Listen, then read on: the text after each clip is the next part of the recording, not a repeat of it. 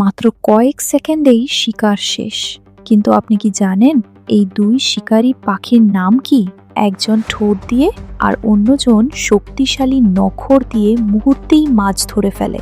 ভিডিওর প্রথম পাখিটি একটি টার্ন বা স্কিমার জাতীয় সামুদ্রিক পাখি।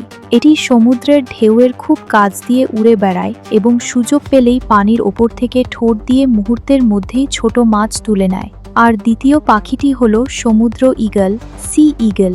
এটি অনেক উঁচু আকাশে চক্কর দেয়। শিকার চোখে পড়া মাত্র বজ্রগতিতে নিচে নেমে এসে শক্তিশালী নখর দিয়ে মাছ ধরে আবার আকাশে উড়ে যায়। দুই পাখির শিকার করার কৌশল আলাদা হলেও লক্ষ্য একটাই, মাত্র কয়েক সেকেন্ডে নিখুঁতভাবে শিকার ধরা। তাই এদের প্রকৃতির সবচেয়ে দক্ষ শিকারী পাখিদের মধ্যে ধরা হয়। আপনার কাছে কোনো পাখির শিকার করার কৌশল সবচেয়ে দুর্দান্ত মনে হয়েছে?